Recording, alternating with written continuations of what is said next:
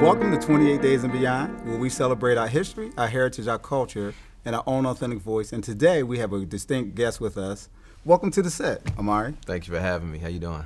Amari, where you from, Amari? Where you from? I'm from a small village in Africa. Not sure exactly which one yet, but I grew up in a place called Rahway, New Jersey. It's about 40 minutes outside of New York. Okay, Man. famous prison there.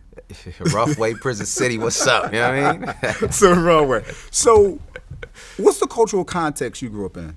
My mom is from Monrovia, Liberia. Okay. Mm-hmm. My aunt is from Ghana. My other aunt is from Tobago.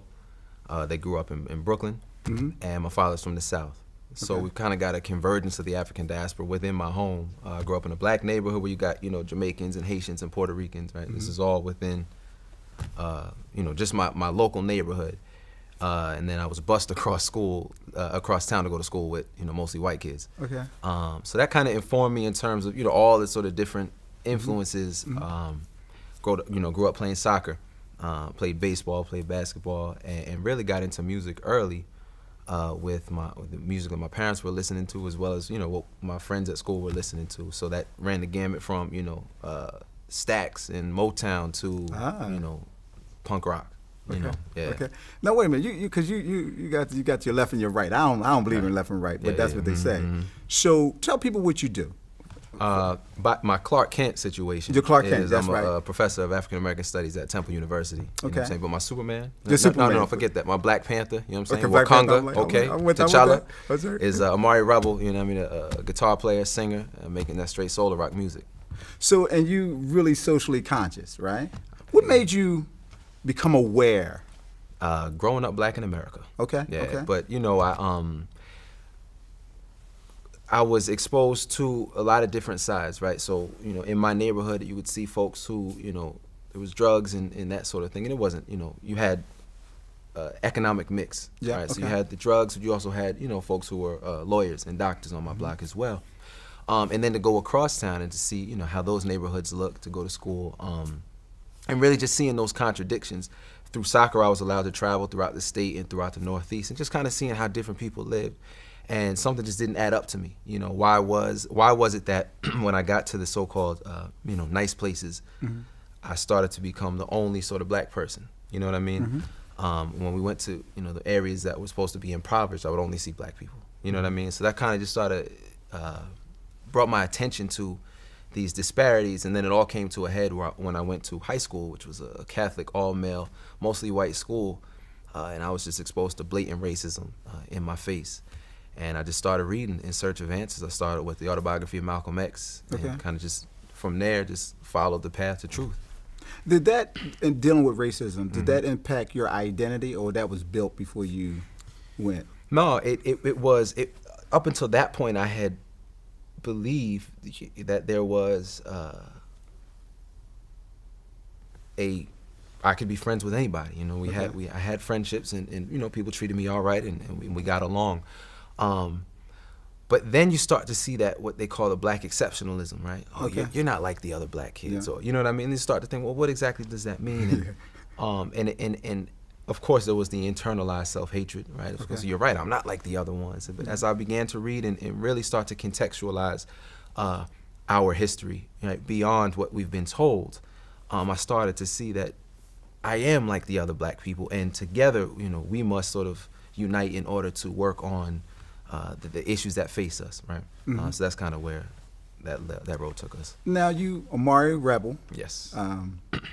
I went to your website. All right. Good website, by the way. Thank you very much. AmariRebel.com. Is that the website you That's went what to? I was cool. on. That's You got a very eclectic group of people there. Certainly. From athletes to I saw the Fugees on there. Right, I saw a right, couple right. other people on Yeah, there. yeah, yeah. So what can you give us some exposure in that whole Black Panther? I like that. Okay. Amari Rebel party. Yeah.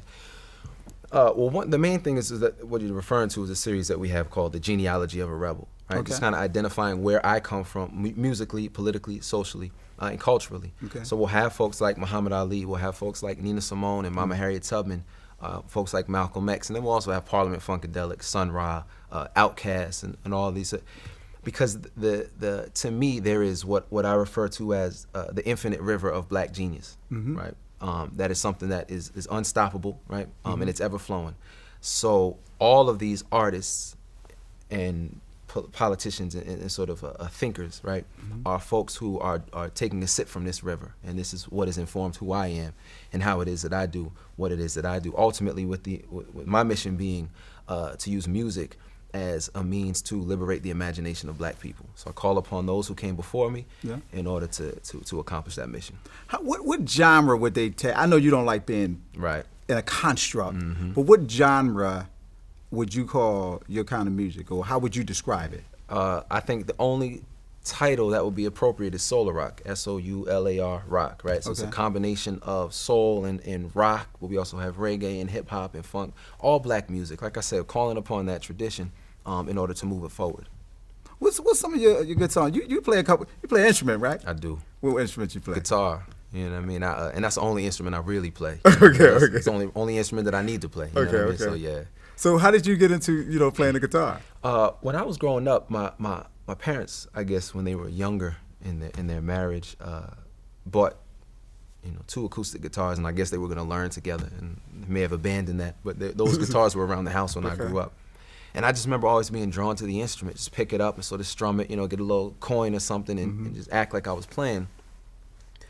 And that desire just grew within me. So my father had a coworker who was a guitar player who started giving me lessons, and I just took to it, And that's around the time I discovered Jimi Hendrix, who was, for all intents, that was my black superhero. That was my best friend in junior high, and just sort of, just what he was able to do with the instrument. He called it Electric Church, right? And that's sort of the quest that I've always been on. How can we use the guitar as a transmitter of culture? So you had the intellectual component to yourself, and then you had the athletic component, because you said you played soccer and various other sports, and then you also had the music. Right.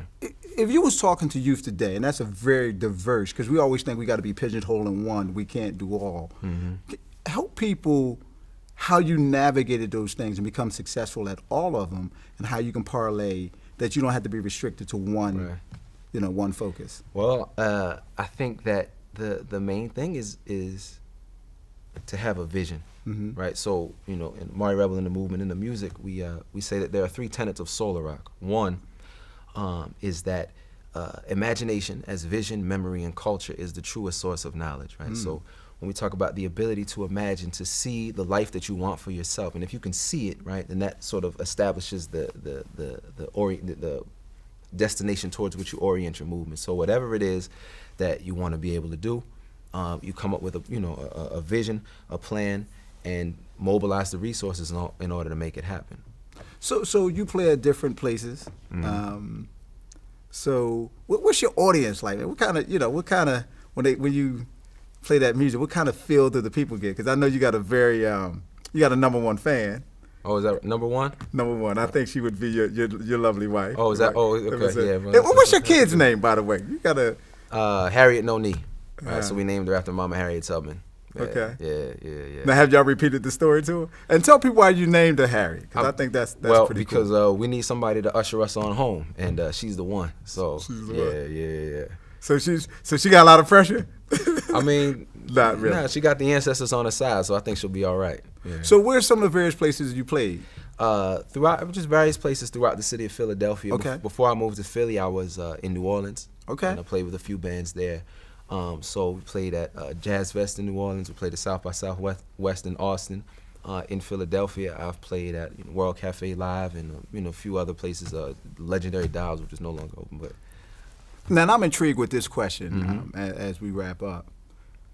So when people look at you and you say I'm an artist, do they have any particular, like he plays this kind of music, or he's that kind of, and then when you come out and do your show, people are kind of, surprised. Have you ever experienced anything like that? Yeah, people be thinking I play polka. You know what I'm saying? But a lot of times, I think, folks are like, oh, you play, if I'm walking around with my guitar, you play reggae? You know what I mean? That's kind of what I get, and I do.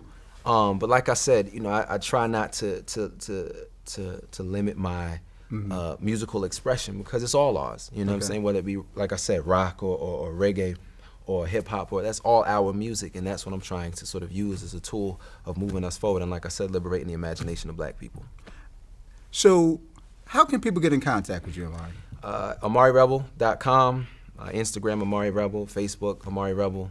So I'm pretty present online. Okay. Hey, thanks for coming to the set, Amari. Hey, we thank you once again. Tune in to 28 Days and Beyond, where we celebrate our history, our heritage, our culture, in our own authentic voice. Thanks, and come back again.